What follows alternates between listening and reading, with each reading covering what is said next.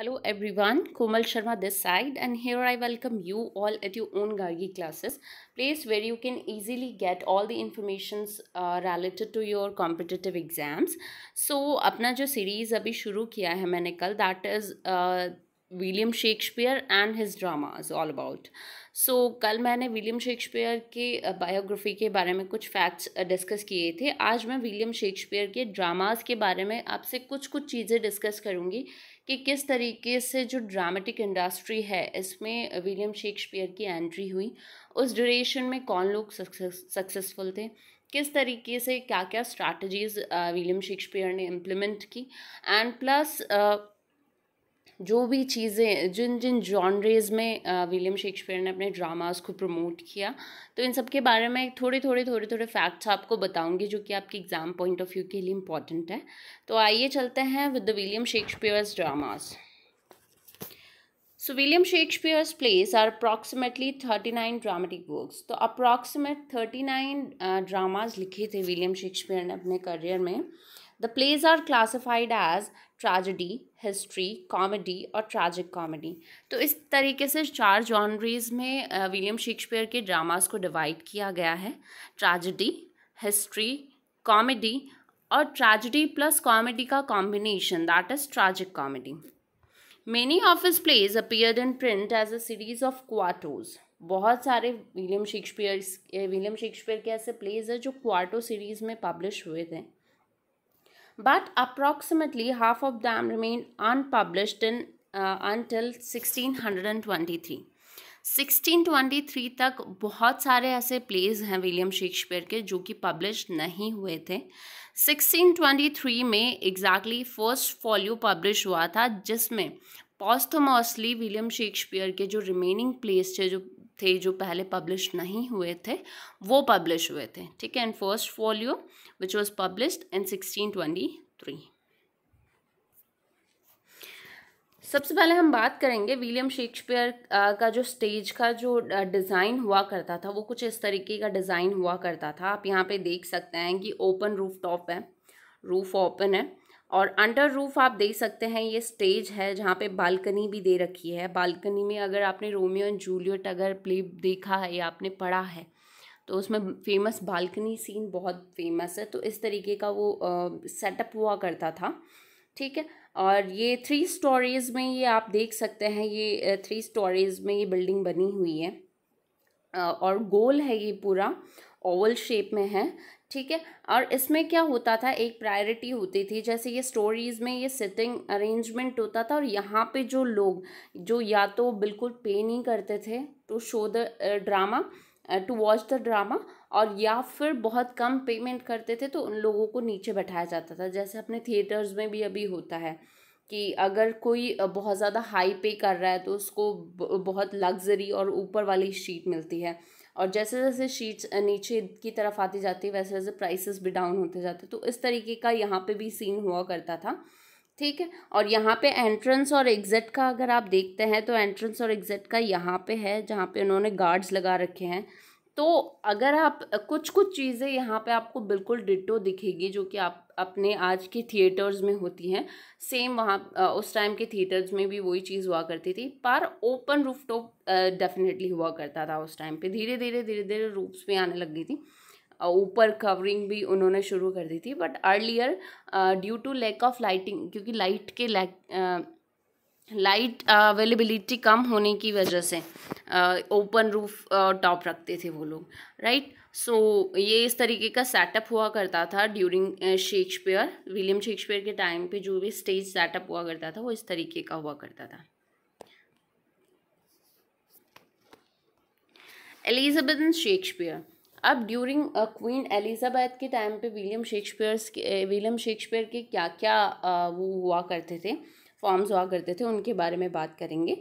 For Shakespeare as a begin to write the university wits were recently successful on the London stage. जब William Shakespeare ने लिखना शुरू ही किया था तब यूनिवर्सिटी विट्स जो थे, यूनिवर्सिटी विट्स में अप्रॉक्सिमेट 6 to 7 ड्रामेटिस्ट आते हैं जिनके बारे में मैंने डिस्कस किया था अपने प्रीवियस वीडियोज़ में. तो आपने अगर वो नहीं देखे हैं तो प्लेलिस्ट का लिंक दे रखा है डिस्क्रिप्शन बॉक्स में, आप वो अर्ली वीडियोस देख सकते हैं जिसमें सारे यूनिवर्सिटी विट्स के बारे में मैंने डिस्क्राइब किया, जिसमें well eminent Christopher Marlowe, John lily, George पिली, टॉमस नैश, ये सारे यूनिवर्सिटी विट्स में से आते हैं। तो ड्यूरिंग जब विलियम शेक्सपियर ने जस्ट थिएटर में एंट्री ली थी, उस टाइम पे यूनिवर्सिटी विट्स जो राइटर्स थे, ड्रामेटिस्ट थे, वो ही बहुत ज़्यादा एमिनेंट थे। By the late 16th century, the popularity of morality and academic plays waned as the English Renaissance took hold. 16th century के आते आते क्या हुआ था, जो मोरालिटी प्लेस और अकेडमिक जो ड्रामास थे वो धीरे धीरे वैनिश होने लग गए थे, कम होने लग गए थे, क्योंकि इंग्लिश रेनेसा जो है वो शुरू हो गया था, रिवाइवल शुरू हो गया था ड्रामास में, लिटरेचर वर्ल्ड में। Playwrights like Thomas Kidd and Christopher Marlowe revolutionized theatre. Thomas kid और क्रिस्टोफर मार्लोव ने पूरे थिएटर वर्ल्ड को रिवॉल्यूशनाइज किया था। Their plays blended the old morality drama with classical theory to produce new secular form. उनके जो dramas हुआ करते थे, जो शेक्सपियर जस्ट आए थे उस टाइम पे, जो भी ड्रामेटिस्ट हुआ करते थे, उनके ड्रामास एक तरीके से ब्लैंड हुआ करते थे of the old morality dramas along with the classical theory, और जो कि प्रोड्यूस करते थे with a new secular form में। The new drama combined the rhetorical complexity of academic play with the bawdy energy of the morality. तो बहुत सारी चीज़ें मिक्सड अप होके प्रेजेंट हो रही थी अपॉन द स्टेज, जिसमें अकेडमिक प्ले के साथ साथ जो भी बॉडी एनर्जीज हुआ करती थी ऑफ मोरालिटीज़, उन सबको मिक्सड अप करके प्रेजेंट किया जाता था। मिक्स थीम्स का रिप्रेजेंटेशन होना शुरू हो गया था, थिएटर में रिवॉल्यूशन शुरू हो गया था, राइट, क्योंकि रेनेसा जैसे जैसे शुरू हुआ वैसे वैसे चीज़ें बदलने लगी थी। Inspired this new style, Shakespeare continues these artistic strategies. और इन सारी जो नई स्टाइल्स आ रही थी, इन्हीं से इंस्पायर होके विलियम शेक्सपियर ने ड्रामाज लिखना शुरू किए। By creating plays that not only resonated on an emotional level with audiences but also explored and debated the basic elements of what it means to be human. तो अब क्या था, William Shakespeare ने नए तरीके के प्लेस को create करना शुरू किया था, जो कि डायरेक्ट इमोशनली अटैच हुआ करते थे with the audience. William Shakespeare का ये प्रायर टारगेट हुआ करता था कि जो भी प्रेजेंटेशन हो, जो भी ड्रामेटाइजेशन हो, जो भी ड्रामा प्रेजेंट हो, तो वो जो ड्रामास के जो कैरेक्टर्स हैं वो डायरेक्ट रिलेट कर पाए with the heart of the audience, and also explored and debated the basic elements of what it means to be human. और एक human being, एक humanity होनी चाहिए सब में, तो एक मैसेज भी दिया जाता था through all those dramas.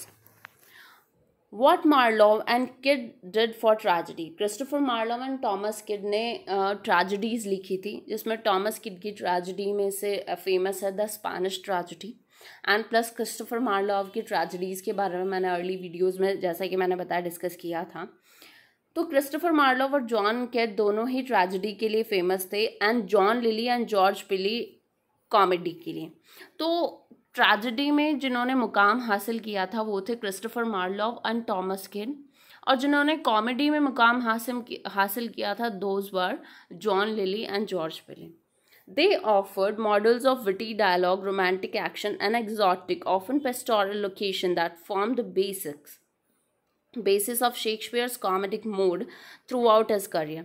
तो जो इंस्पिरेशन था विलियम शेक्सपियर के राइटिंग के पीछे, ट्रेजेडी लिखते थे by the inspiration of Christopher Marlowe and Thomas kid, और जॉन लिली एंड जॉर्ज पिले ने एक सेटअप तैयार किया था of comedy background of the comedy, जो भी पेस्टोरल लोकेशंस होती थी, जो भी बेसिक्स हुआ करते थे, डायलॉग्स, रोमांटिक एक्शंस, तो वहाँ से वो जो भी इंस्पिरेशन था, जो भी चीज़ें थी छोटी छोटी जो कि एक प्ले को मोड करती है, वो ड्रैग आउट की थी विलियम शेक्सपियर ने।